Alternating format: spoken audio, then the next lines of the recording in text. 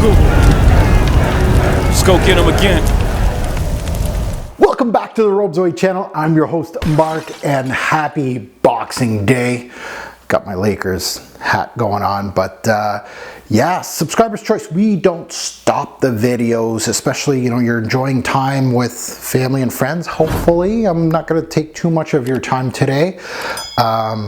And be careful with the credit cards today, especially the ones that do have Boxing Day and the stores are open. You know, spend the gift cards, don't spend your own money. Try to do that. So, it is subscriber's choice. It is the high-end designer niche indie lineup. We lost, which one did we lose? Nesamato last week. So Dioriveria is all by itself as the lone fragrance that started this whole thing. So if you're new here, here's how it works. You choose the fragrances or the samples that I'm going to try out next week, basically. So basically all it is I give you 5 choices, 4 returnees from weeks ago, and then 1 newbie comes in to replace the one that won.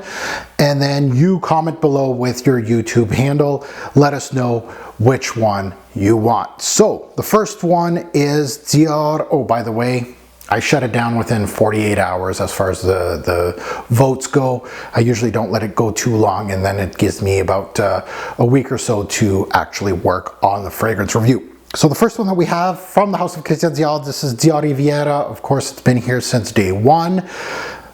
Poor Christian Dior. Hey, it's an MFK release. I can't wait to actually smell that one. We have, beside that, a Byredo. This is Mojave Ghost. This one, I'm really interested in smelling that one as well.